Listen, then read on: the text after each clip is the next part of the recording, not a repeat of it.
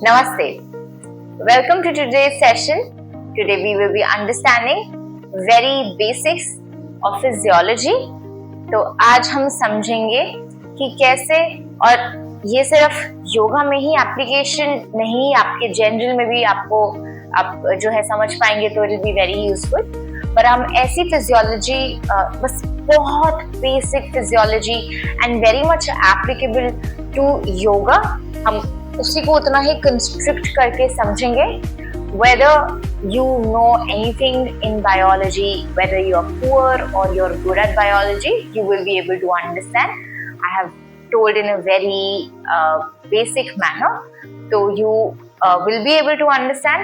तो आप जो है फिजियोलॉजी में जो हम समझते हैं वो जनरली हमारी बॉडी फंक्शंस से रिलेटेड होता है, कि कैसे आपके अंदर के सिस्टम्स जो हैं, हमारे जो बॉडी सिस्टम्स होते हैं, ये आपने सुना होगा। जैसे जनरली एक स्केलेटल होता है, मस्कुलर होता है, डाइजेस्टिव सिस्टम होता है, कार्डियोवैस्कुलर सिस्टम होता है। तो जैसे हम सर्कुलेटरी सिस्टम भी कहते हैं, वो एक तरह से हमारे कार्डियोवैस्कुलर सिस्टम में आता है। तो उसके बारे में हम डिस्कस करेंगे, और सब डिस्कस नहीं करेंगे, हम बहुत थोड़ा सा पार्ट डिस्कस करेंगे, और उन सेक्शंस में भी हम बहुत बेसिक डिस्कस करेंगे। So if you are interested, and अगर आपको और अच्छे से समझना है कि कैसे योग हमारे सिस्टम्स को चेंज पॉजिटिवली इफेक्ट करती है, and if you want to understand basics of cardiovascular system, और हम थोड़ा सा टच अपॉन करेंगे on respiratory system, then you are in the right video. नमस्ते, मेरा नाम डॉक्टर श्री गोयल है, एंड आज मैं आपको थोड़ा सा कार्डियोवैस्कुलर सिस्टम के बारे में बताऊंगी। तो इसका कैसे हम एप्लीकेशन देख सकते हैं योगा में, एंड कैसे योगा हमारे को बेनिफिट करती है, हमारे जैसे आप कहते हैं हार्ट को कैसे हेल्दी बनाती है, राइट। एंड जैसे हमारे जो ब्लड फ्लो कर रहा है, हम उसमें क्या हमारे को इम्प्रूवमेंट दिखता है, including that how do you see improvement in your breath, आपकी ब्रीदिंग रेट में, आपके मसल्स में। तो ये सब एक कॉम्बिनेशन की तरह चलता है। There is no system that is working isolated, ऐसा कोई सिस्टम नहीं है हमारी बॉडी में जो अकेले चल रहा है, वो हमेशा in coordination with other system चलता है, बाकी सिस्टम्स को लेके चलते हैं साथ में। एंड विच इज वाई आप देखेंगे कि एक चीज से दूसरी चीज जुड़ रही है। पहले हमने एनाटॉमी भी थोड़ा डिस्कस किया था, तो फिर अभी फिलहाल आपको थोड़ा इजी होना चाहिए when you understand this video, and I hope that helps you to be able to practice your yoga better. जब आप अपनी फिजियोलॉजी समझ पाएंगे, जब आप अपनी बॉडी के सिस्टम समझ पाएंगे, तो I'm sure you will be more interested and you will understand these things better, isn't it? So let's get into it. तो अगर हम देखते हैं कि जो हम योग को हम देखते हैं, तो उससे जो बेनिफिट्स हैं वो आपके फिजिकल बॉडी पे अलग अलग तरीकों से होते हैं। तो हमने इस बारे में पहले भी डिस्कस किया कि कैसे योगा का जो आप बेनिफिट देखते हैं वो ओवरऑल कितने जो है, मतलब होता हमारा स्पिरिचुअल एम होता है, बट उसका बेनिफिट कितना वेरीड होता है, right. There are so many benefits that we can not really say is just constructed to physical और योर हेल्थ सिस्टम्स, राइट। अगर आप देखेंगे तो हेल्थ का जो इसमें इफेक्ट होता है वो is actually a by product, मतलब आपकी हेल्थ अच्छी हो जाती है अगर आप योगा प्रैक्टिस करते हैं। It just happens so, actually उसका एम वो नहीं होता, which is so good no, कि आपका साइड इफेक्ट भी अच्छा ही है। So I really like that about yoga. And अगर हम उस तरीके से देखें, सिर्फ फिजिकल बॉडी, फिजिकल सिस्टम्स की बात करें, तो आप योगा का बेनिफिट देख सकते हैं दो जगह पे जाता है। One is your neural mechanisms, you can just say that your nervous system, आप कैसे उससे रिलेटेड, जब आप मेंटल हेल्थ सॉर्ट ऑफ कहते हैं, तो कैसे उसमें इफेक्ट पड़ता है। और दूसरा आपके कैसे जो आपके फिजिकल बॉडी के स्ट्रक्चर्स में, जो सिस्टम्स में है, उसमें फर्क पड़ता है। तो आप इसे कह सकते हैं जैसे केमिकल न्यूरो कोऑर्डिनेशंस में कैसे चेंजेस आ सकते हैं, एंड डेफिनेटली आपके अदर बॉडी सिस्टम्स में कैसे चेंज आ सकता है। तो अगर हम न्यूरो या फिर हम केमिकल या फिर नर्वस सिस्टम्स की बात करें, तो उसमें आपके हार्मोनल जो चेंजेस होते हैं for the good, like when we talk about say PCOD, PCOS, which is essentially your hormonal disturbance, you know, your sugar control and maybe diabetes and obesity and so many other diseases which are directly indirectly connected with your hormonal disturbances. आपकी height in fact, I don't know if आपने कभी सुना है but बहुत लोगों की height increase होती है by practicing yoga and it has a very much I mean there is a relation with that of hormonal change जो आपके वो भी अच्छे के लिए होता है. तो आप उधर देख सकते हैं. नर्वस सिस्टम जिसके बारे में भी मैं बात करूंगी कुछ और वीडियोस में. जो हमारा नर्वस सिस्टम है, सिंपैथेटिक, पैरासिम्पैथेटिक नर्वस सिस्टम्स होते हैं हमारे. These are the names of nervous system. मतलब बेसिकली हमारा नर्वस सिस्टम, जब हम नर्व्स की बात करते हैं, जब हम न्यूरल मैकेनिज्म की बात करते हैं, तो उसमें कैसे इफेक्ट पड़ता है? For the better, right. इसके कोई एक्चुअली साइड इफेक्ट्स होते नहीं है, कुछ बुरा नहीं है योगा में. However definitely there are some contraindications, some precautions जो आपको डेफिनेटली लेने चाहिए. इसका मतलब क्या हुआ? अगर किसी को स्पेसिफिक कुछ, फॉर एग्जाम्पल बीपी हाई है या फिर आपको कुछ डिजीज है, जैसे for example cervical neck pain है या ऐसे कुछ कुछ डिजीजेस होती हैं, आपको कोई आपके मान लीजिए बहुत डिफरेंट एक्सट्रीम्स में कुछ वाइटल साइंस रहते हैं, तो आपके लिए कुछ कुछ चीजें जो आपके कुछ कुछ आसन हो गए या कुछ कुछ प्राणायाम है वो आपको कभी कभी अवॉइड करने चाहिए. कभी कभी आप उनको मॉडिफाई करके कर सकते हैं एंड कुछ कुछ जो आसन या प्राणायाम या कोई भी हम जो सीक्वेंस है उसमें आप थोड़ी सी इंटेंसिटी कम या ज्यादा कर सकते हैं. डेफिनेटली ये चीज होती है, क्योंकि ऐसा नहीं है कि उसके कोई बुरे इफेक्ट रहेंगे, बट हाँ कैसा उसका यूज होता है वो डिफर जरूर करता है. So trying to understand cardiovascular system which becomes a part of your physical system, जैसे हम रेस्पिरेटरी डाइजेस्टिव सिस्टम भी बोल सकते हैं. Cardiovascular system includes your heart and also your capillaries, your veins and your arteries. तो ये सब जो है ये पूरा आपका कार्डियोवैस्कुलर सिस्टम है, जिसमें आपका सर्कुलेटरी सिस्टम भी आता है. तो आपका ब्लड भी आपके कार्डियोवैस्कुलर सिस्टम का पार्ट होता है. तो ब्लड में हमारा क्या क्या आता है? एक तो हमारे ब्लड सेल्स होते हैं, जैसे आपने सुना होगा RBC, WBC, platelets, right. So those are the cells, that is the cellular part of the blood. However blood तो हमें पानी जैसा दिखता है, right. So that is the plasma.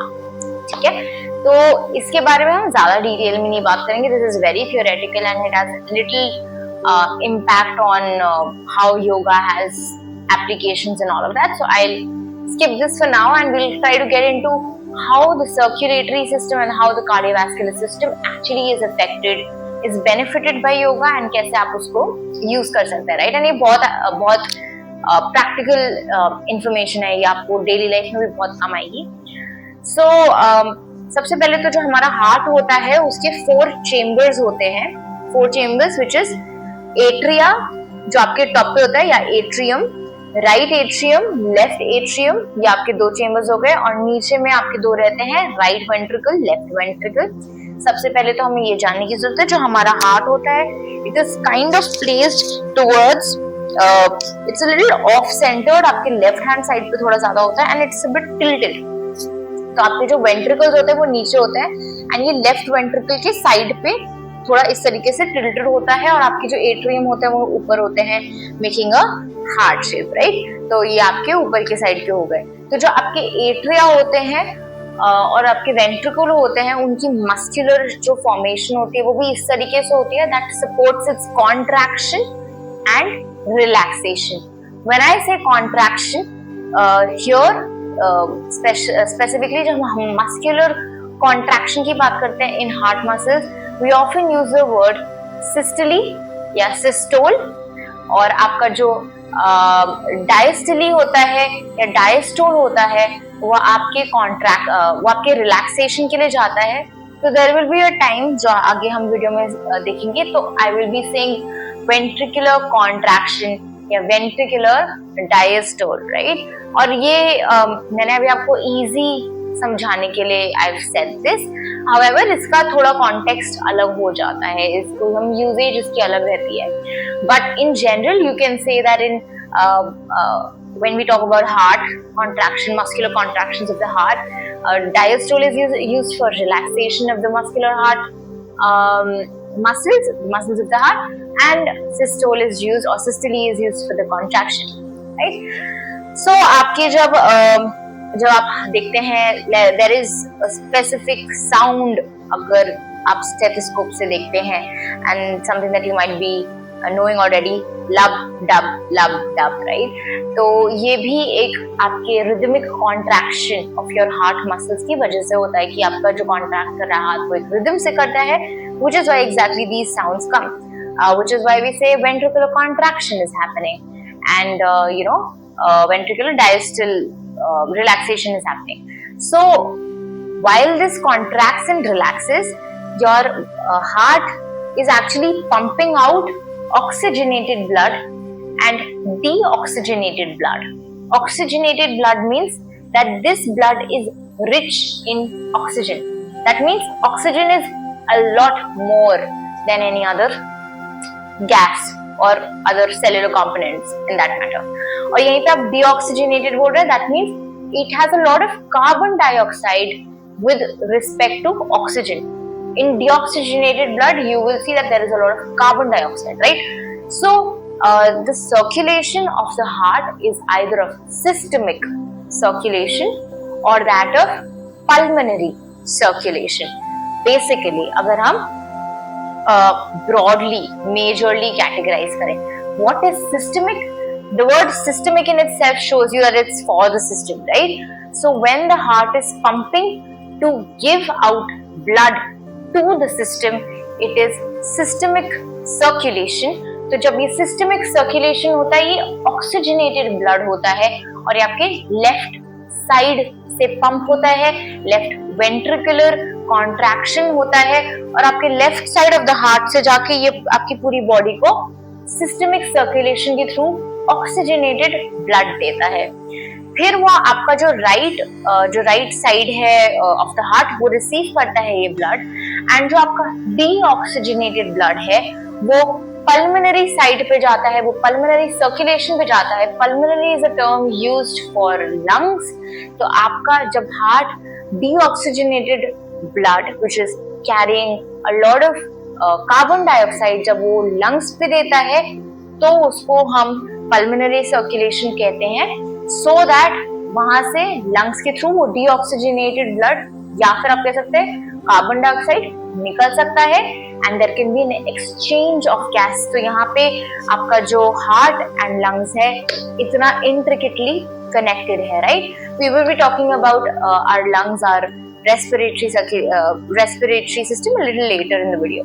तो यहाँ पे जब आप बात करते हैं पल्मोनरी सर्कुलेशन की, तो वहां पे बेसिकली एक्सचेंज ऑफ गैसेस होता है. जब आपके डीऑक्सीजनेटेड ब्लड जिसमें आपको कार्बन डाइऑक्साइड बहुत ज्यादा है, जब वो जाता है आपके लंग्स में, तो वहां पे एल्विलाई, जो आपके जो लंग्स होते हैं वो बेसिकली एल्विलाई से बने. तो आप ऐसे कह सकते हैं कि पाउचेस हैं, वो सैक्स हैं, छोटे छोटे सैक्स हैं जो आपकी गैसेस को एक्सचेंज करते हैं. वो ऑलमोस्ट 1 सेल जितने छोटे होते हैं और वो आपकी ऑक्सीजन और कार्बन डाइऑक्साइड को एक्सचेंज करते हैं. मतलब आपका जो कार्बन डाइऑक्साइड है वो उसमें जाएगा और ऑक्सीजन आपके एल्विलाई में जाता है, और जो आप कार्बन डाइऑक्साइड होता है वो उसके बाद वो आपके ब्रोंकियल्स में जाके आप एक्सहेल आउट कर देते हो, और जब इनहेल करते हो तो आपके वो एल्विलाई में वापस जाता है और वहां से आपके ब्लड कैपिलरीज में जाता है और फिर वो आपकी हार्ट में जा सकता है और वो आपके और ऑर्गन्स में भी जाता है. इस तरीके से एक्सचेंज ऑफ गैसेस होते हैं और इस तरीके से आपका हार्ट और आपका लंग्स कनेक्टेड है. विच इज वाई हमारी कुछ डिजीजेस होती हैं स्पेसिफिकली जिनको हम हार्ट डिजीज कहते हैं, वो इस वजह से होती है बिकॉज आपके लंग्स में पानी भरा होता है. It is happening because there is a very proper close connections between the lung and the heart. And अगर आप इसको और डीपली देखें, स्पिरिचुअली देखें, इमोशनली देखें और लेवल्स पे देखें, तो आपको ये भी और समझ में आएगा कि कैसे emotions and your breath is also connected, and of course there is a lot of other connection, but yeah, that's there for another video. So हम इस तरीके से समझ सकते हैं कि हमारा contraction and relaxation जब हमारा हार्ट का होता है तो कैसे pumping of blood होता है, right? तो जब हम पंपिंग ऑफ ब्लड की बात करते हैं, we talk about heart beat, right? There is heart beat, there is heart rate and there is something called stroke volume. Now इसमें आपको इससे क्या लेना देना, right? It is very important for you to know, because heart beat और heart rate को सबसे पहले तो बहुत कंफ्यूज किया जाता है, पल्स रेट को बहुत कंफ्यूज किया जाता है, and it is important for you to know what is something called cardiac output. Cardiac output आपको कैसे मदद करेगा, क्योंकि आपको ये समझ में आएगा कि आपका कार्डियक आउटपुट जो भी है उससे आपकी एक्टिविटी से कैसे फर्क पड़ता है. So that is important. So जो आपकी हार्ट बीट होती है वो पर मिनट है, मतलब आपका जो हार्ट बीट कर रहा है इट इज पर मिनट, पर हार्ट रेट है फॉर अ मिनट, मतलब एक बीट पर मिनट हो गई और उसको आपने 1 मिनट से मल्टीप्लाई कर दिया तो आपके मिनट के लिए हो गया, राइट? और जो स्ट्रोक वॉल्यूम होता है ये है आपका how much litre of blood that is being pumped out of the heart in a minute, with in a minute, right? But if you want to see पूरे आपको पूरे मिनट के लिए देखना है तो you will multiply it with heart rate, right? क्योंकि आप 1 मिनट के लिए देख रहे हैं अगर, तो वो आपकी हार्ट बीट हो गई और वो आपका स्ट्रोक वॉल्यूम हो गया, ठीक है? वो कितना आप कर रहे हो पंप, एंड जब आप उसको 1 मिनट से मल्टीप्लाई करते हो which is your heart rate से मल्टीप्लाई करते हो, you will get your cardiac output. So your cardiac output is basically your blood volume that is being pumped out per minute. So you can just say that it is stroke volume multiplied by heart rate. Okay, so this is the amount of your blood that is being pumped out by the heart. Now this actually increases when you're doing any exercise, when you're doing yoga. And why is it important? Because it is actually helping you circulate more of oxygenated blood into your circulation, right? The systemic circulation basically, जो आपकी body में जाता है वो और oxygen जाता है, वो और ब्लड जाता है, your body gets activated और आपकी जो सर्कुलेशन है वो इंक्रीज होती है, ऑक्सीजन इनटेक इंक्रीज होता है, ऑक्सीजन का फ्लो इंक्रीज होता है, which is very healthy, which is important, and that is good for your body, and that is why this is one of the very physical ways how yoga is helping in your increasing of your cardiac output and all of that. Now here there is a very important concept of blood pressure. तो ये blood pressure भी जानना जरूरी है, because again this is something that has been wrongly understood and all of that. So blood pressure is basically your ventricular systole divided by your ventricular diastole. Again जैसे जो मैंने बताया था पहले कि जो आपका वेंट्रिकुलर सिस्टोल हो वो आपकी कॉन्ट्रैक्शन हो गई, राइट? एंड वो डिवाइड करते हैं हम वेंट्रिकुलर डायस्टोल से. इसका मतलब हो गया ये आपका वेंट्रिकल जब आपका कॉन्ट्रैक्ट कर रहा है, जो प्रेशर है basically this is a pressure that we are talking about which is 120/80 mmHg. mmHg is because we're talking about mercury. In olden times mmHg was basically showing, आपका जो मर्क्यूरी मीटर होता था वो आपको वो दिखाता था mm में दिखाता था, आपकी रीडिंग्स mm में आती थी because of Hg is mercury. तो उसकी जो रीडिंग जाती थी वो मर्क्यूरी रीडिंग जाती थी और आपकी 120/80 दिखाता है कि कितना 120 इज सिस्टोल कॉन्ट्रैक्शन, कितना स्ट्रॉन्ग कॉन्ट्रैक्शन है, रिलैक्सेशन इज डायस्टोल बाय 80 आपका डिनोमिनेटर रहता है. तो आपका जो ब्लड प्रेशर है is basically your heart pumping, basically वो जो प्रेशर है ये आपका ब्लड का फोर्स है that is flowing through your arteries, your veins, your basically your blood vessels, right? तो आपके ब्लड वेसल्स में जो ब्लड प्रेशर है, जो फोर्स है ऑफ द ब्लड, उसको हम मेजर करने की कोशिश करते हैं एंड उसको स्टैंडर्डाइज कर रखा है. 120/80 हमारा नॉर्मल रहता है. हाउएवर ये चेंज हो सकता है because of different factors. What are the factors? Stress, drugs मतलब मेडिसिन, अगर ये सब हम लेते हैं या फिर ये सब हम कर रहे हैं, या फिर एक्टिविटी, या फिर हमारी position also. So for example there is something called postural hypotension. अगर आप बैठे हैं तो आपका जो ब्लड प्रेशर है वो डिफरेंट होगा. यहीं पे आप लेटे हुए हैं तो आपका ब्लड प्रेशर है वो डिफरेंट होगा. अगर आप खड़े हुए हैं तो उसको ऑर्थोस्टैटिक हाइपोटेंशन भी कहते हैं, जो अगर आप बैठकर ही खड़े हो जाएंगे तो आपका ब्लड प्रेशर डिफरेंट हो जाएगा, but that is okay, you can skip knowing this. तो बेसिकली ब्लड प्रेशर आपका जो है वो अलग अलग रीजन से चेंज हो सकता है। इवन आपका cardiac output, now that is why it is important, आपका कार्डियक आउटपुट क्या है उसकी वजह से आपका ब्लड प्रेशर चेंज हो सकता है। आपकी डाइटरी हैबिट्स, आपकी वेसल्स की थिकनिंग, आप उसका जो डायमीटर है जैसे कहते हैं, राइट, ये सब चीजें अलग अलग चीजें हैं जो उसको चेंज कर सकती हैं, आपके ब्लड प्रेशर को चेंज कर सकती है। और उसी वजह से इट इज इम्पोर्टेंट कि हम एक्सरसाइज मेंटेन रखें so that we can maintain our blood pressure, and that is why you can maintain your health as well. तो योगा जो है, अगर हम अब योग की बात करें, अगेन इसके बहुत सारे और बेनिफिट्स हैं, अलग तरीके से हम देख सकते हैं, even in cardiovascular and circulatory system. But what is important here is also that you have to see that आपकी जो ब्रेथ रेट है वो रिदमिक हो जाती है, which is why even your blood circulation is increased, your oxygen is increased, your circulation and your flow is also maintained. और इसकी वजह से आपके जो other skeletal and muscular systems हैं that also are healthy. Here we can also talk about inverted poses. तो जब हम inverted poses की बात करते हैं, however this is very I would say subjective.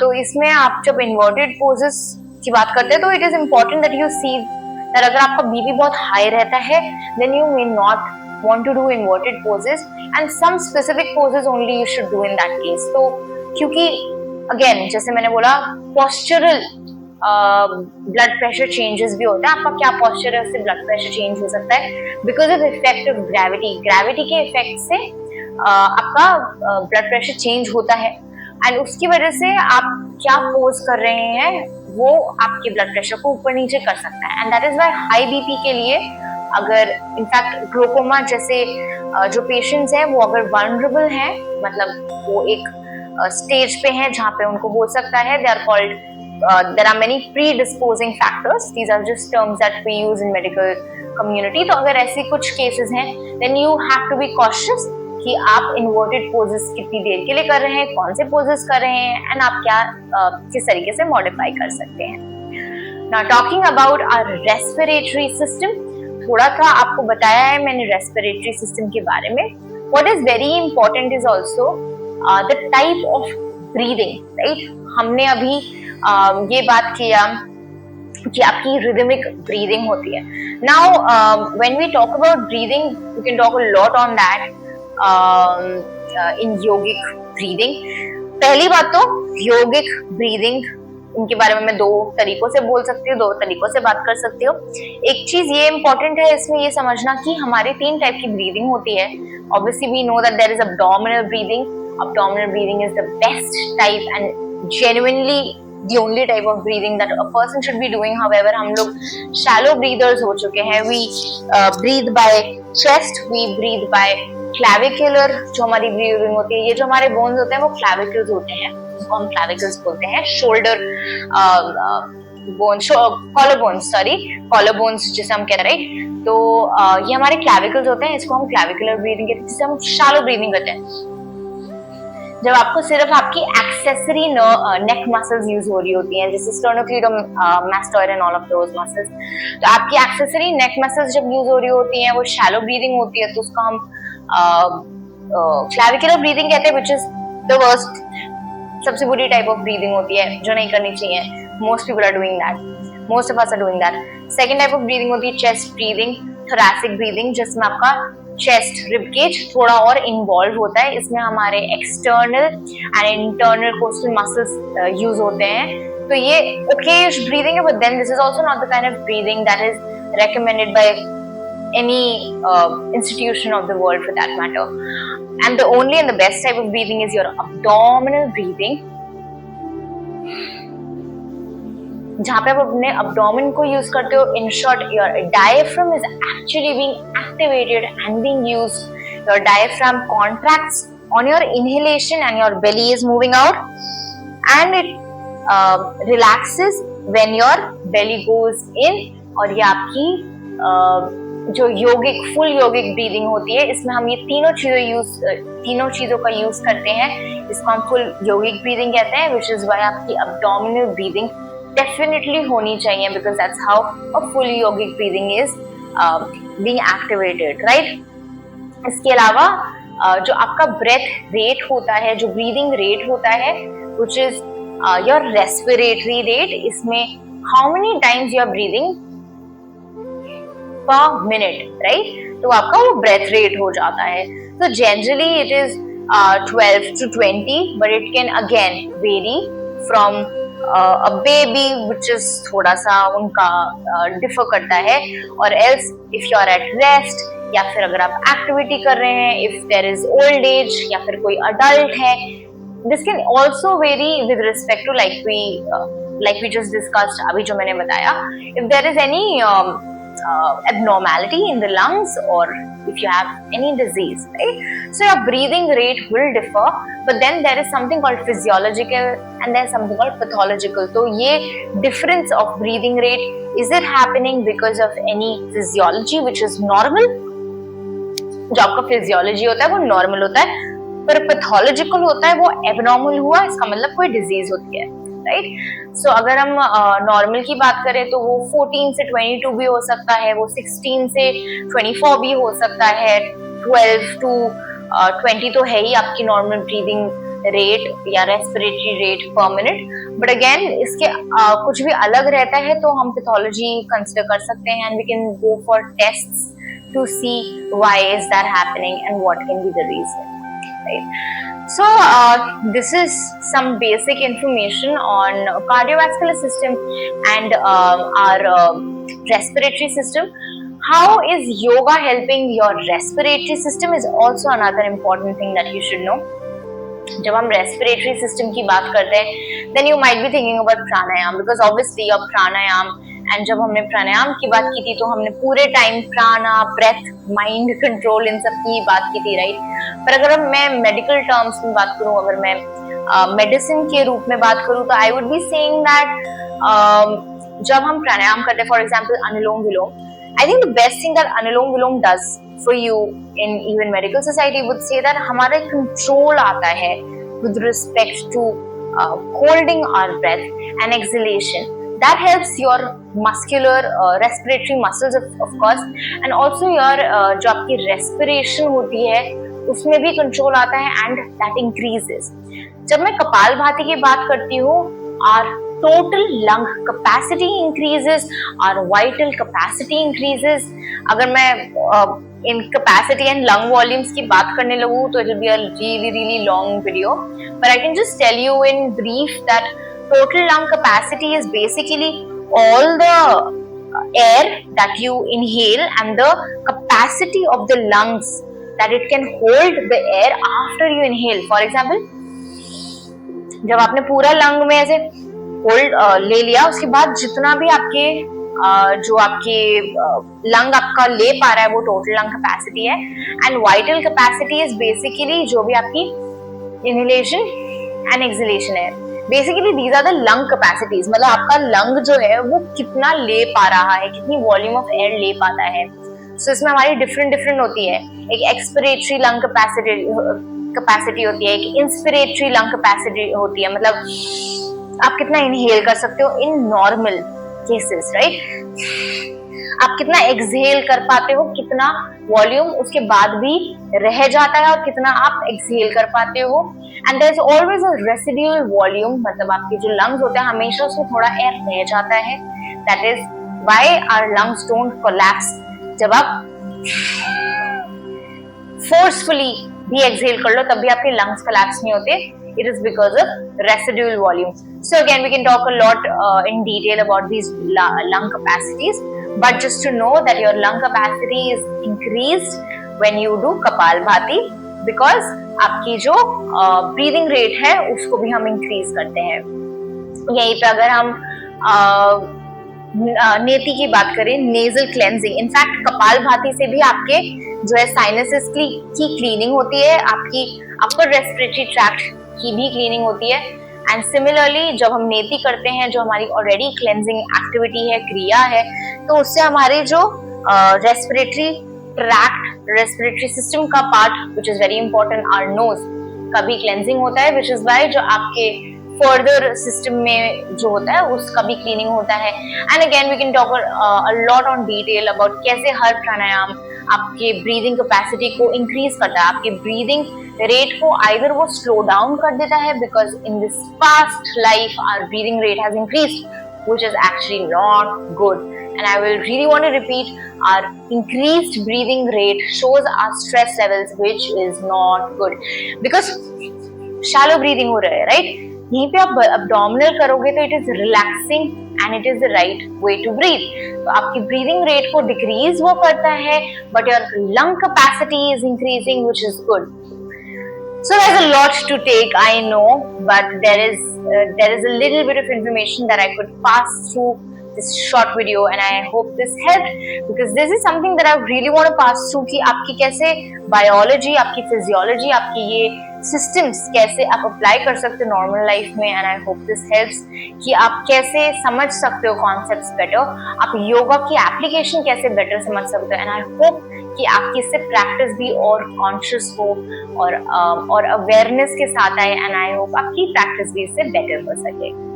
So thank you so much for staying to the end of the video. I hope this helps and I hope आपको बहुत better understanding हो। If there are any questions, I would be happy to help and I be happy to solve them. Again thank you so much and I hope to see you again in the next video.